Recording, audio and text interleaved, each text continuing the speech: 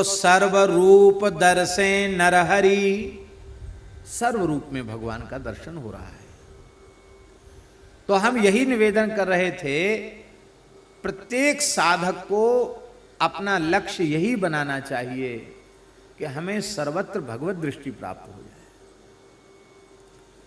इसलिए स्वप्न के दर्शन से ध्यान का दर्शन श्रेष्ठ है, ध्यान के दर्शन से प्रत्यक्ष दर्शन श्रेष्ठ है, और प्रत्यक्ष दर्शन भी उससे भी बढ़कर यह बात है कि सर्वत्र भगवान का दर्शन होने लग जाए। वासुदेव सर्वमिति स महात्मा सुदुर्लभा। जब तक भगवद अतिरिक्त किसी भी वस्तु व्यक्ति पदार्थ की तत्व की अनुभूति हो रही है, तब तक संसार के चक्र में ही पड़े रहना पड़ेगा। बातें चाहे जो बना लो, तब तक वैसे ही भटकना पड़ेगा। इसलिए गोस्वामी जी कह रहे हैं, बंदो रघुपति करुणा निधान, जाते छूटे भव भेद ज्ञान। ये भव भेद ज्ञान, संसार में डालने वाला ज्ञान कौन सा है? भेद ज्ञान।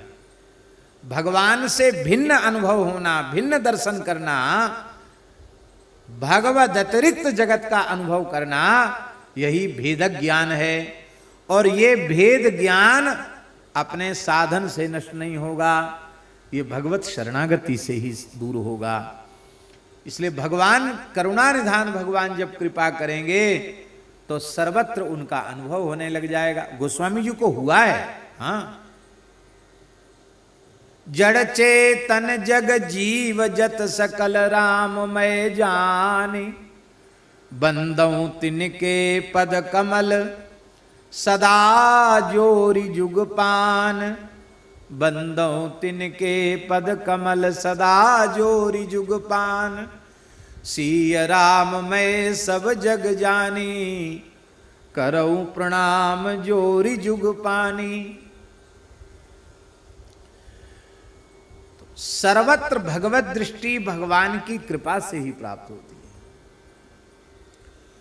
देखो, इसका प्रकार है, इसका यहां तक पहुंचने की पद्धति है। सर्वप्रथम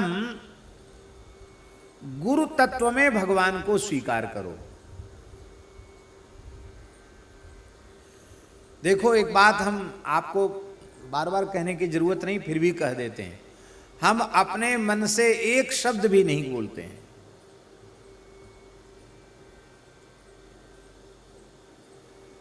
भगवान व्यास का जो सिद्धांत है, भगवान व्यास की जो वाणी है, उसी को हम जैसा गुरुजनों की कृपा से हमने जाना है, समझा है, जो पढ़ने को मिल गया, उसी को हम, जितना हमारी स्मृति में रह जाता उतना हम कहकर अपनी वाणी को पवित्र कर लेते हैं।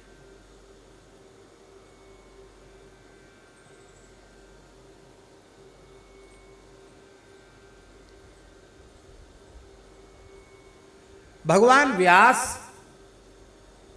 श्रीमद् भागवत में कह रहे हैं कि यदि तुम्हें सर्वत्र भगवान का दर्शन करना है तो सबसे पहले गुरु तत्व में भगवान को स्वीकार कर लो। एकादश स्कंद में देखो, सबसे पहले गुरु तत्व में भगवान को स्वीकार कर लो। ले आओ, सबसे पहले गुरु तत्व में भगवान को स्वीकार कर लो। भक्त्यैकयेशं गुरुदेवतात्मा, ये भगवान व्यास की वाणी है। भगवान समझ में नहीं आएंगे गुरु जी, मनुष्य ही दिखाई पड़ेंगे। अमुक गांव में पैदा हुए, अमुक जाति में पैदा हुए, अमुक अवस्था वाले हैं, काले हैं कि पीले हैं कि कैसे रंग बिरंगे हैं, ये सभी दिखाई पड़ेगा। गुरु जी में भगवान नहीं दिखाई पड़ेंगे। तब कैसे दिखाई पड़ेंगे भगवान? कहते भक्ति पूर्वक तुम्हें स्वीकार करना पड़ेगा कि ये भगवान है। गुरु तत्व में भक्ति होगी तो आपकी दृष्टि हो जाएगी कि ये भगवान है। भक्त्यैकयेशं गुरुदेवतात्मा। भक्ति पूर्वक यह स्वीकार कर लो, गुरु तत्व में भगवान को स्वीकार कर लो।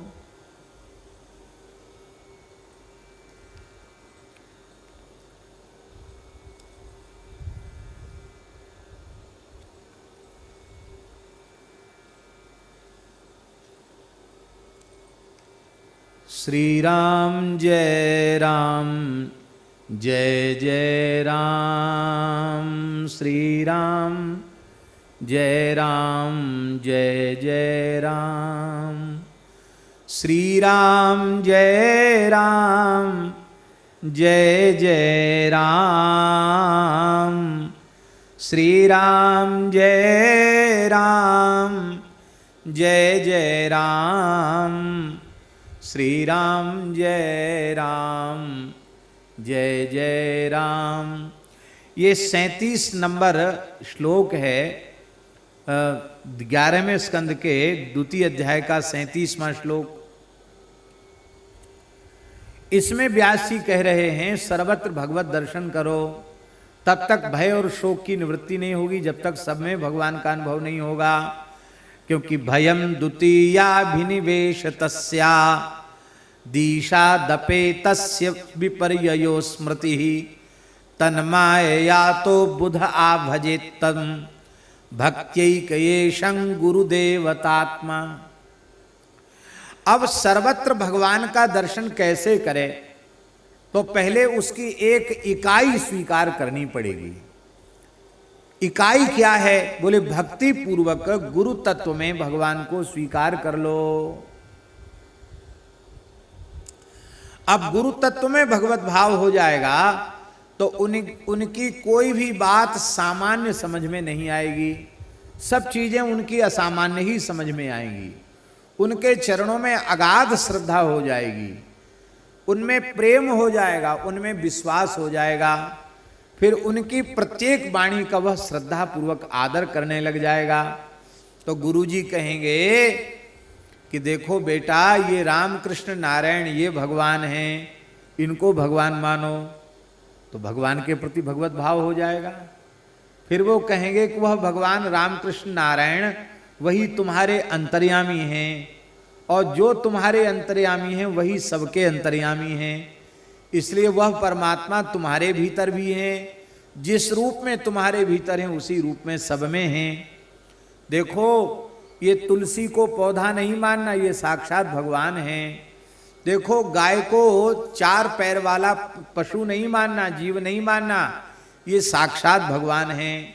गाय में भगवान को स्वीकार करो, तुलसी में, पीपल में भगवान को स्वीकार करो, ब्राह्मण में भगवान को स्वीकार करो, यति में भगवान को स्वीकार करो। तो धीरे धीरे भगवत विभूतियों में भगवत तत्व को भगवत भाव दृढ़ होता चला जाएगा। और फिर जब गुरु में परमात्मा बुद्धि, फिर भगवत स्वरूपों में भगवत बुद्धि, फिर गौ ब्राह्मण संत अग्नि पीपल इन सब में भगवत बुद्धि आ जाएगी, तो फिर धीरे धीरे जल में भगवत बुद्धि, आकाश में भगवत बुद्धि है, नदियों में भगवत बुद्धि, गंगा जी में भगवत बुद्धि, पर्वतों में भगवत बुद्धि, इन सब में भगवत बुद्धि होते होते फिर क्या होगा? आगे कहते हैं, खम्बायुमग्निम सलिलम महींच ज्योतिंसि सत्वानि दिशो द्रुमादीन सरित समुद्राश्च हरे शरीरम यत्किंच भूतम प्रणमेदनन्यः। भगवान व्यास कह रहे हैं, आकाश, वायु, अग्नि, जल, पृथ्वी, नक्षत्र, दिशाएं, वृक्ष, नदियां, समुद्र, ये सब के सब भगवान का ही श्रीअंग हैं, शरीर हैं, सब भगवान ही हैं, भगवान से भिन्न नहीं है। ऐसा मानकर सबको दंडवत प्रणाम करो। यत्किंच भूतम प्रणमेदनन्यः। तो कहने का आशय ये है कि जब तक गुरु तत्व में भगवत भाव आप स्वीकार नहीं करेंगे, तब तक आपको सर्वत्र भगवान की अनुभूति नहीं होगी। पहले भगवान में भगवान को स्वीकार करो, फिर अग्नि में, गौ में, ब्राह्मण में, संत में, अर्थात भगवत विभूतियों में भगवान को स्वीकार करो। यहां भाव पुष्ट हो जाएगा, तब धीरे धीरे वह अवस्था प्राप्त होगी जहां सर्वत्र भगवान का अनुभव होने लग जाएगा। और जब सर्वत्र भगवान का अनुभव होने लग जाएगा तो जाते छूटे भव भेद ज्ञान। देखो, यहीं तक पहुंचने के लिए हमारे यहाँ शास्त्रों में सारे व्रत, उपवास, त्योहार सब इसी के लिए बनाए गए हैं। क्या इन महान पर्वों पर हम भगवान की उपासना में लग जाएं, भगवान के स्वरूप को स्वीकार करने लग जाएं और धीरे धीरे हमारा भगवत भाव दृढ़ होता चला जाए।